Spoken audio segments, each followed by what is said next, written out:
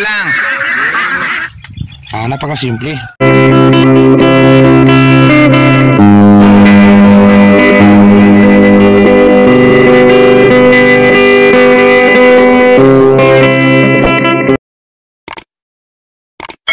Sakto morning mga kasakto.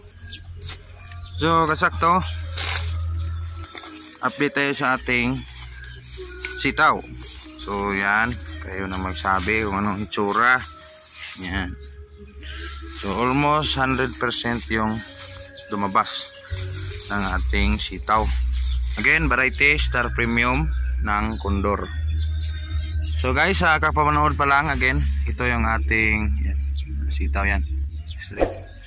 Dito sitaw din yan. Doon. Yan, sitaw yan. Until sa pero yung ating apat na lata na ligo size, so hindi natapos yung ating talungan. Half naman ito is yung Baguio beans. So bahay kubo to, may singkamas, sitaw at talong. Sitaw at talong, sitaw at talong. Yung singkamas wala pa rito. So yun guys, ang purpose natin, hindi natin tinanggal yung talong, inisprayan lang ng herbicide, pero nabuhay pa rin, kung alagaan mo hirap buhayin, pero kung patayin mo hirap din patayin. Yan, buhay pa, pero patay na siguro to. Kung hindi mamatay, bunutin natin, pero yung puno niya is steady lang dyan, for the purpose na may balag tayo ni sitaw. Again, ilang edad na ba ni sitaw? Ilang araw na? Bakit hindi pa tayo nag-apply ng synthetic fertilizer? Again, still continue yung ating patubig ni sitaw. Ayaw natin siyang agahan ng tawag nitong synthetic fertilizer o commercial, kasi ayaw nating mauna ito. Yung iba na hindi pa lumabas is kasi guys, dito na side na ito, yan is nauna. Kasi guys, ang style ko dito, kung hindi ko nabasa ng shower, yun yung improvised shower ko nandun sa pinaka likod nito, dun sa Baguio beans na linagay kahapon, anong nakarang araw. So basa, yung basa lang ang yung nilalagyan ko ng buto, for the purpose na maganda yung paglabas, gaya ni sitaw. So yan si sitaw, sabay-sabay din yan. May pang-apat na dahon na, pero wala pang abono, pero yan, gandang-ganda. Again, walang abono, walang insecticide pa ito. So the next following day siguro, mayang hapon, yan, mga sinyalis na dumating na yung mga yung mga sakit sa ulo, kasi mayroon tayong talong dito. Sige lang, for the sake na mayroong tanim, siyempre pakainin natin, kasi nagugutom na to in the next following days. Again, yung ating tanim na sitaw at saka Baguio beans, ang tanim na ito is nitrogen fiction. Ano bang nitrogen fiction? Trivia tayo ng konti, kahit hindi tayo magaling dyan, pero pinilit natin para sa inyo na malaman nyo. Nitrogen fiction yung topic natin ngayon. Ano ba ang nitrogen fiction? So nitrogen fiction, yung nitrogen na nakukuha sa hangin. So yan, ito walang abono pero gumaganda, pero complete basal yan guys. Merong ipot ng manok na before natin linagay. So hindi lang ganun ka bulyom, hindi ganun karami, mga 10% lang siguro yan, sabog-sabog lang na ganyan sa kanyang row.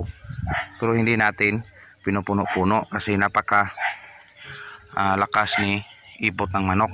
So yan, ito din sa kabila, ganyan din, maganda yung kanyang sibol. Yung nitrogen fiction, balikan natin yon. Nitrogen fiction, yung nitrogen na nakukuha sa hangin. So yung mga cucurbits, gaya ng talong, sili, ano pa yun, cucumber, na ano na yun sa yung mga tanim na hindi nag-fix yung nitrogen sa hangin. Unlike nito, yung nito, yung mga beans gaya ng sitaw, Baguio beans. Ito yung mga, sa pagkaalam ko ito lang, at yung soybeans ata hindi ko sure kung ganyan yung green peas. So hindi ko sure, pero yung nalaman ko top yung Baguio beans at saka sitaw sa nitrogen fixation na tanim.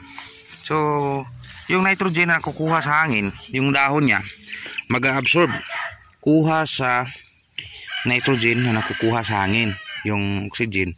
Kaya nga sa tanim nating sitaw, gusto nating maluwang.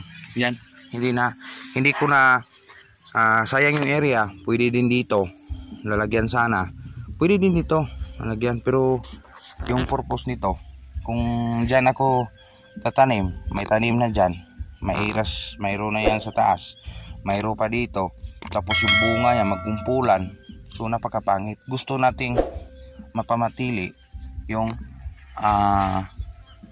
oxygen niya, yung north at east, southwest na hangin yung ma-absorb ni sitaw. Kaya bumubuo siya o nag-absorb siya sa kanyang dahon na himuhigop dito sa ilalim ni chlorophyll. Dito is matatawag na nitrogen fixation. So nagkusa lang siyang tumataba ng kanya. Pero unlike magbigay din tayo ng pagkain in the next following days, kung magsabay-sabay na silang lalabas. So sana may natutunan kayo sa kunti nating kaalaman. So hindi naman tayo ganon ka ganda guys, katalino na perfect talaga yung ating ini-explain. Pero again, saludo din ako sa mga bagong tumatanim, sa mga millennial farmers. Believe ako doon sa kanila, napaka disiplinado sa tawag na gustong matuto. So dito may katabi din kami dito na sa government na sa TESDA, makalapit lang dito, dinadayo ito, nagtatanong bakit ko daw hindi run prep, hindi ko daw sinira, hindi ko daw binunot. Sabi ko dagdag expenses na yon kasi wala akong ganon ka maraming pera na bunutin ito lahat at napakatrabahoso pa. Ang ginawa ko dito is inutakan ko na lang yung talong ko, kasi yung purpose niya, may balag ka na, may tanim ka pa, nakahabol ka pa sa oras ng yung gustong itanim. So sana guys may natutunan kayo sa ating content ngayon na araw na ito sa nitrogen fixation.